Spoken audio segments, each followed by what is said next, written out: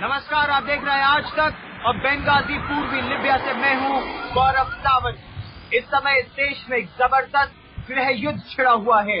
लोग 42 साल की कर्नल गद्दाफी की तानाशाही के खिलाफ अपनी जान हथेली पर और हाथों में हथियार लिए सड़कों पर उतर आए हैं। लोग कह रहे हैं अब ये जंग तभी रुकेगी जब वो त्रिपोली पर हमला बोल देंगे, गद्दाफी को हटा लेंगे।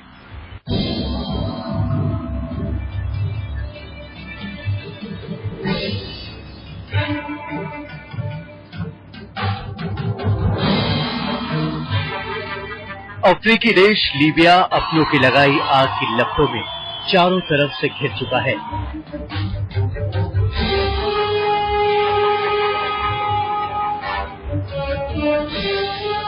एक तरफ है लीबिया के तानाशाह कर्नल मुअम्मार गद्दाफी के वफादार सैनिक और दूसरी तरफ तानाशाही के खिलाफ बगावत का झंडा बुलंद करने वाले लीबिया के आम लोग।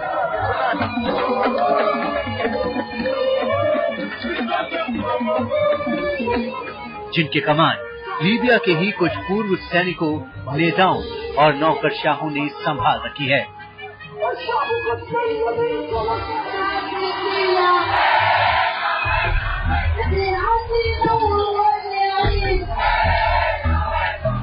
लीबिया में विरोध प्रदर्शन की चिंगारी फरवरी में भड़की। शुरुआत हुई राजधानी त्रिपोली के बाद लीबिया के दूसरे सबसे बड़े शहर बेंगाजी से। 17 से 19 फरवरी के बीच बेंगाजी में गद्दाफी के सैनिकों और विद्रोहियों के बीच घमासान में 400 से ज्यादा लोग मारे गए। विद्रोहियों ने यहां गद्दाफी की सत्ता उखाड़ फेंकी। गद्दाफी का महलनुमा बंकर जला दिया और बेंगाजी को अपना हेडक्वार्टर बना लिया। बेंगाजी के बाद विद्रोहियों ने गद्दाफी का तख्ता पलटने के लिए लीबिया के सबसे बड़े तेल उत्पादक शहर रॉस लानाफ पर कब्जा जमाया।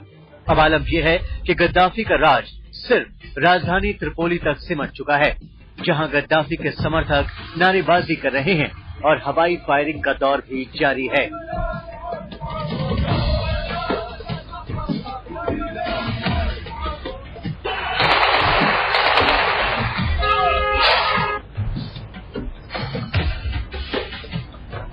वहीं त्रिपोली से 50 किलोमीटर दूर अजदाविया, बिन जवाद और मिसुलाता जैसे शहर विद्रोहियों के कब्जे में हैं। लीबिया पर अपनी पकड़ बनाए रखने के लिए गद्दाफी की फौज ने रविवार को इन शहरों पर हवाई बमबारी भी शुरू कर दी। यहां गद्दाफी के सैनिकों ने तोप, हैवी मशीन गन और टैंकों से भी विद्रोहियों पर हमले किए, जिनका जवाब विद्रोहियों ने एंटी एयरक्राफ्ट गन, राइफलों और ग्रेनेड लॉन्चर्स से दिया। एक नहीं, दो नहीं, बड़ी संख्या में मेरे पीछे लोग इकट्ठा हो रहे हैं और गद्दाफी के खिलाफ युद्ध करने के लिए अपना तन, मन, धन सब न्यौछावर करने को तैयार हैं।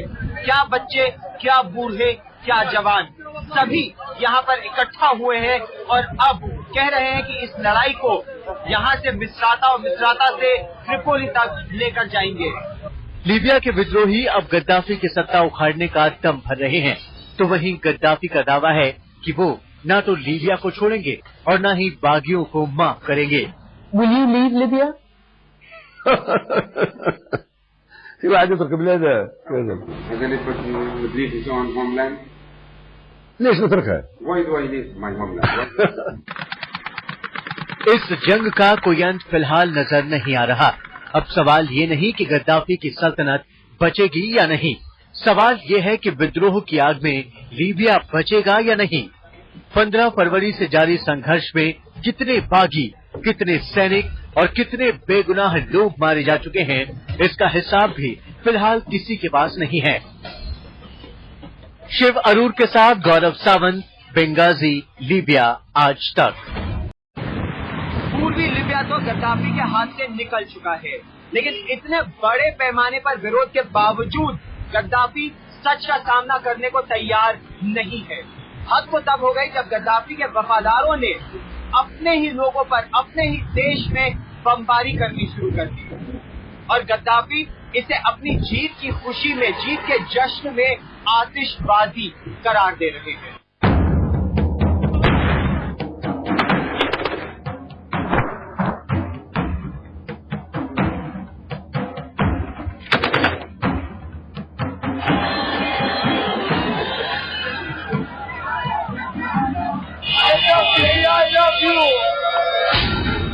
ये तस्वीरें देखकर आप अंदाजा लगा सकते हैं कि लीबिया के हालात कितने भयानक हैं।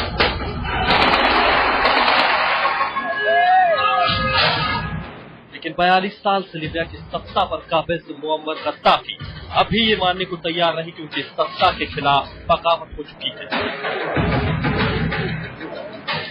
वो त्रिपोली में अपने समर्थकों की भीड़ देखकर इस भ्रम में है कि सब कुछ उनके कंट्रोल में है। गद्दाफी की सरकार आरोप लगा रही है कि लीबिया में विद्रोह के पीछे विदेशी ताकतों का हाथ है।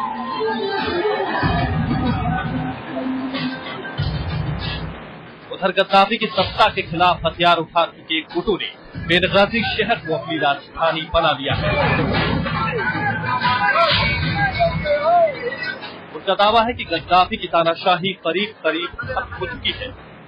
बागियों के नेता और गद्दाफी की सरकार में न्याय मंत्री रहे मुस्तफा अब्दुल जलील के मुताबिक लीबिया में नई अंतरिम सरकार बन चुकी है और इसे अंतर्राष्ट्रीय मान्यता दिलाने के लिए पूर्व राजनयिकों को जिम्मेदारी सौंपी जा चुकी है। विद्रोहियों ने भारत में लीबिया के पूर्व राजदूत अली सादी को विदेश मामलों का प्रभारी नियुक्त किया है। जहां गद्दाफी ये दावा कर रहा है कि असलूब उसके पास है, वही ईस्टर्न लीबिया के लोग ये कह रहे हैं कि गद्दाफी झूठ बोल रहा है और जमीन पर जनता का कब्जा है। गद्दाफी और विद्रोहियों के बीच इस खींचतान में लीबिया कब तक टूटने से बचेगा ये कोई नहीं जानता। विद्रोहियों का दावा है कि लीबिया की क्षमता उनके साथ है, इसलिए अब गद्दाफी की गद्दी नहीं बचेगी। शिवरूर के साथ गौरव सावंत, बेनगाजी, लीबिया आज तक। किसी भी देश की आवाम अपनी सरकार के खिलाफ बिना वजह बगावत नहीं करती। लीबिया में भी लोगों ने 42 साल तक गद्दाफी की तानाशाही को सहा, लेकिन जब तानाशाह 42 साल तक सिर्फ अपनी तिजोरी भरने में लग जाता है तो जनता के हिस्से में सिर्फ अत्याचार ही आता है। और लीबिया में यही हो रहा है। इसी अत्याचार के खिलाफ लोगों ने न सिर्फ आवाज उठाई बल्कि अब हथियार उठा लिए हैं।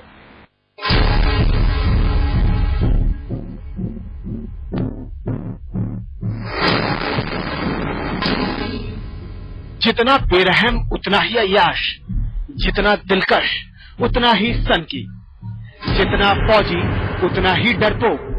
लीबिया के तानाशाह मुअम्मर गद्दाफी की यही पहचान है।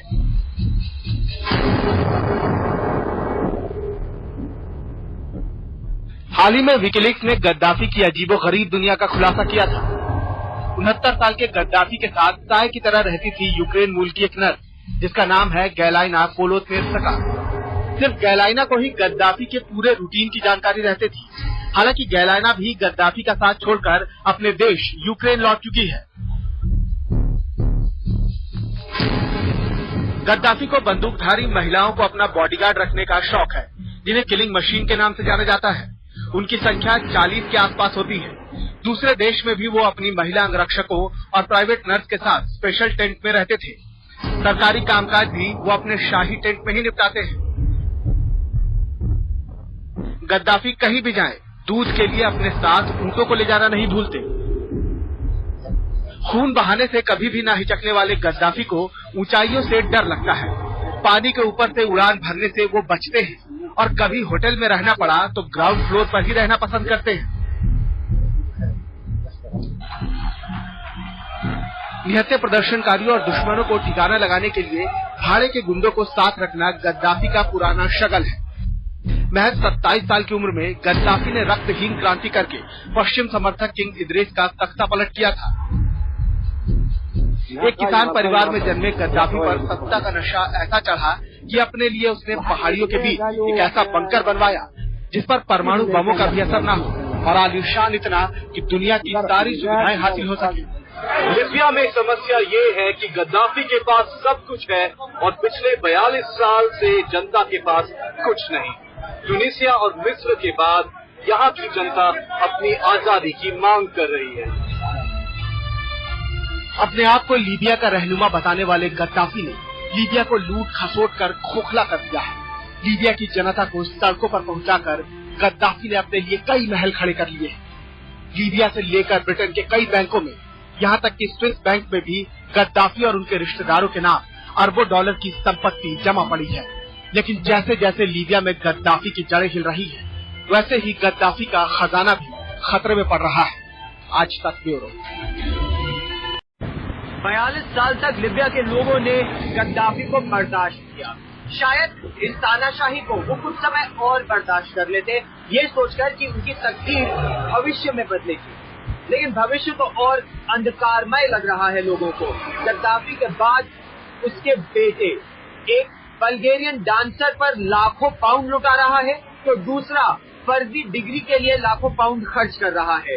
पांचों बेटे कुछ न कुछ गड़बड़ कर रहे हैं और इसीलिए लोग परिवर्तन चाहते हैं, एक नई शुरुआत चाहते हैं।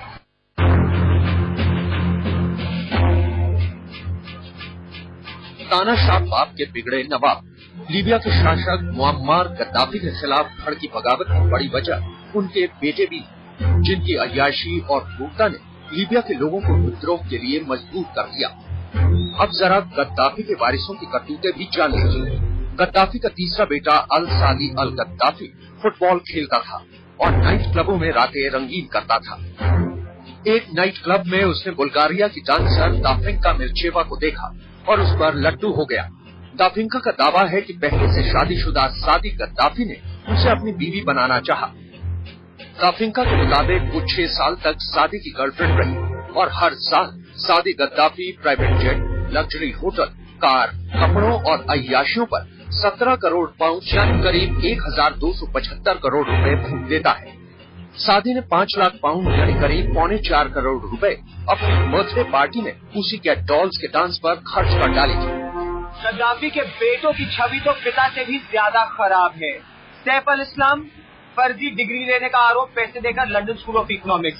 सद्दी इस्लाम लोगों को पीटने का आरोप, जनता पर अत्याचार का आरोप। हैनिबल गद्दाफी अपनी गर्भवती गर्लफ्रेंड की जबरदस्त पिटाई करना। इसके अलावा मोहतसिम और खमीस एक पुलिस में तो एक सेना में नेशनल सिक्योरिटी एडवाइजर, लेकिन दोनों जनता पर जबरदस्त अत्याचार करने के आरोपी हैं। लिबिया में इस समय चल रहे खूनी गृह युद्ध को पूरी दुनिया बेहद करीब से देख रही है। अमेरिका और इंग्लैंड दोनों ने साफ कर दिया है कि गद्दाफी को जाना ही होगा। जो आंदोलन ट्यूनीसिया में शुरू हुआ, मिस्र में जिसने रंग दिखाया, अगर लिबिया में भी ये आंदोलन स्वतंत्रता लाता है तो इसका असर न सिर्फ 22 अरब देशों पर होगा, बल्कि पूर्व में चीन से लेकर पश्चिम में दक्षिणी अमेरिका तक ये असर साफ दिखेगा।